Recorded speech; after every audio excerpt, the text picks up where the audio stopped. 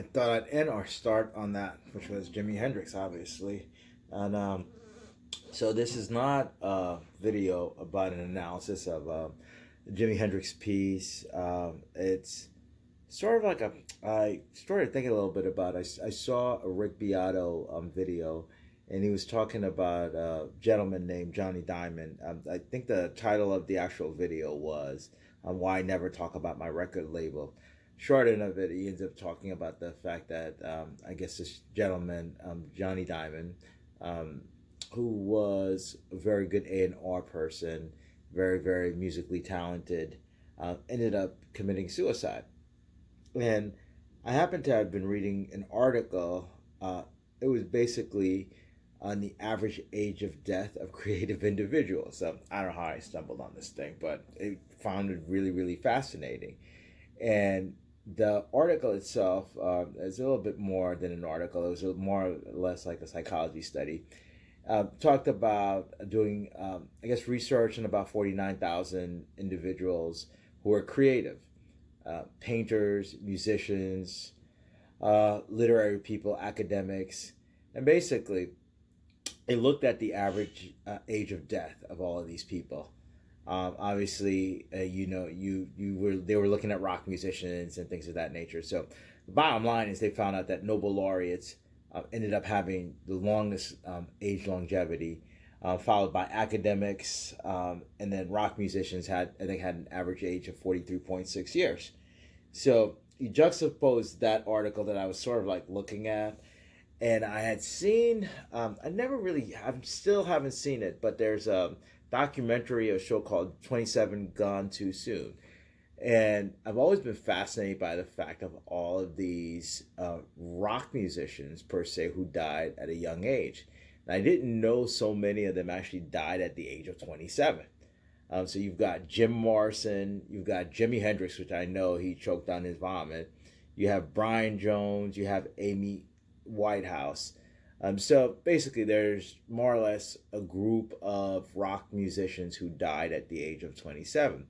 And I found this fascinating because you have these rock musicians who have this low, average age of death, but creative people in general who typically have a high rate of living. Nobel laureates, academics, even painters and sculptors. And so I was curious to know, well, the obvious is everybody says drugs, but kind of wanted to look at the reasons why that's the case, because it's painful for me in the sense that those people happen to produce some of the best things that help us cope with our own lives and challenges and things of that nature. And for them to take their lives at such a young age, kind of it's something that's sad, and it's something that I sort of wanted to understand a little bit better. So what I came up with was, just in reading the literature, and most of the stuff is intuitive, so it's not counterintuitive.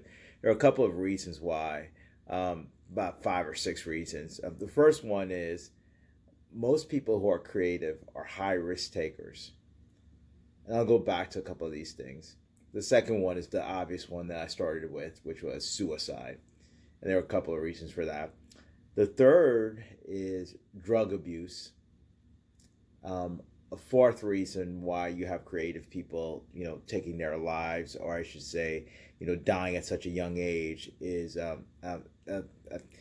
it's really, they call it sex hormones, but it's a distinguishing factor between male and female development hormonally, and why males take their lives are riskier at a younger age. The fifth thing is a feeling of failure that a lot of creative people have. They're just not good enough, put it that way. And then the sixth is one that's sort of a little bit passionate to me, is stress and poor health behavior. So let's go back and kind of flesh a little bit of this stuff back out there. So the first one is, I said, was like they're high risk takers. Everybody knows the whole story about like rock musicians throwing things out, the 10th, 15th, 18th floor of windows, Elvis shooting out his TV, just risk taking. driving at 120 miles per hour. God knows how many tickets, what's his name? Oh, Eric Clapton got, driving like 180 miles. I mean, I don't even know cars could go that fast. So basically, there's this feeling of risk taking that a lot of creative people have.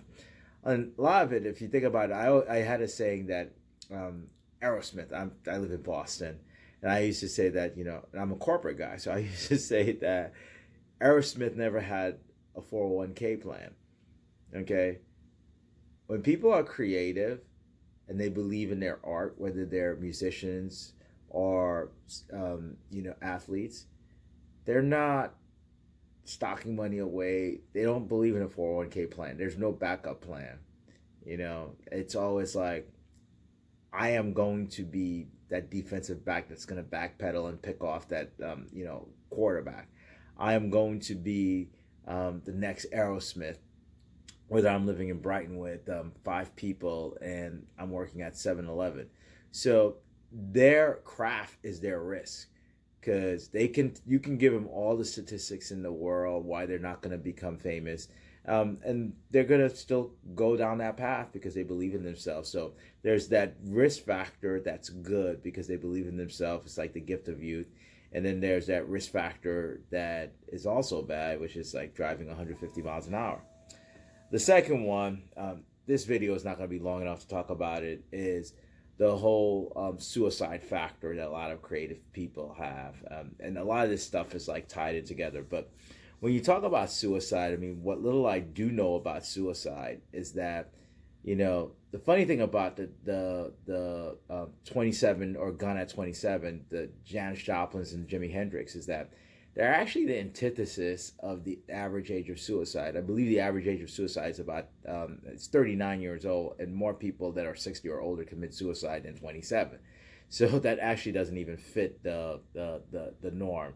But there is that factor, which is suicide. So you've got the high risk taking, you've got the suicide, and you've got the third one, which is drug abuse.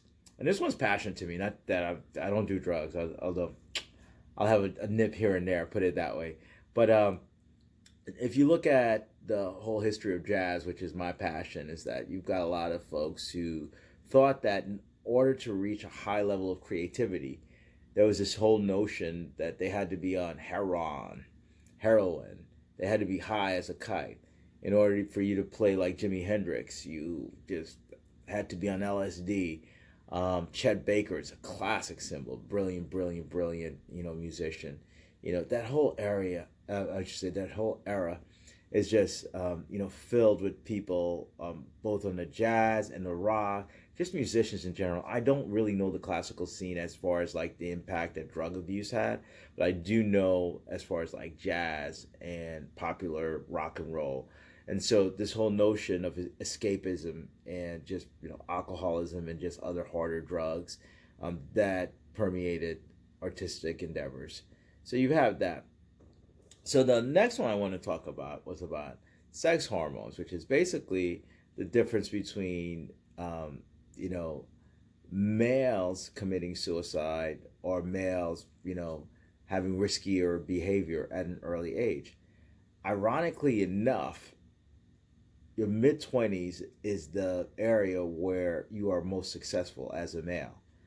That holds true for mathematicians, ironically enough. But, music, athleticism, just about a lot of things. There are some, other professions, like if you're a painter, if you're a writer, that tends to be more in your 40s. But for the most part, this whole notion about Gone at 27 and some of the folks we talked about, specifically males, that is sort of weird in the sense of that's also the time when, you're supposed to be your most successful. So that's something that obviously there's a lot of research on, and I can go on and on ad nauseum. So the fifth one is the feeling of failure. Everybody knows this when it comes to creative people. Creative people never feel like they've accomplished enough. They feel like there's a lot. You hear stories about Prince, about Michael Jackson, about just about every creative person that you ever heard of. They always feel like the next album or the next song is not good enough as the first as the prior one. So there's this feeling and expectations of failure. Most of these people are recluse and just think that, you know, it's just they're not good enough. I've never met a successful creative person who ever thought that their art was good enough. Usually the people who think that, hey man, I am the you know what, are not that good. And so this whole feeling and notion of failure is something that permeates it and kind of is responsible to a certain extent of, you know, the lack of, or I should say, the average age of death being very, very um, um, low. Let's put it that way. And then the sixth one is stress and poor health behaviors of a lot of creative people. I think that in part, that's true, and then part of it is not as true.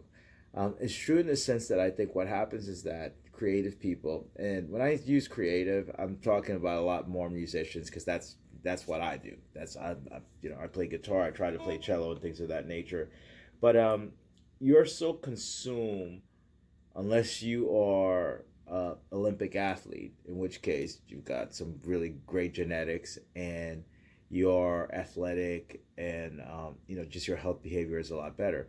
But you know, you hear these stories about the behaviors of a lot of people who are creative and specifically musicians, the smoking, the drinking, and lack of exercise. All of that stuff is going to just lead to an average age of death that's going to be very, very low. So if you put all of that stuff together, you know, the risk taking behavior, the suicide factors, the drug abuse, the differences between the male and the female, just in terms of the sex hormones, males being more predisposed to just being a little bit more riskier, risk taking, feelings of failure, as well as stress and poor and healthy, just really unhealthy behavior. That's when you have, you know, a perfect storm, for lack of a better word. Okay, so anyway, very, very long video. It's not always about the music. You've got to understand contextually all of that stuff that surrounds the music. And please subscribe and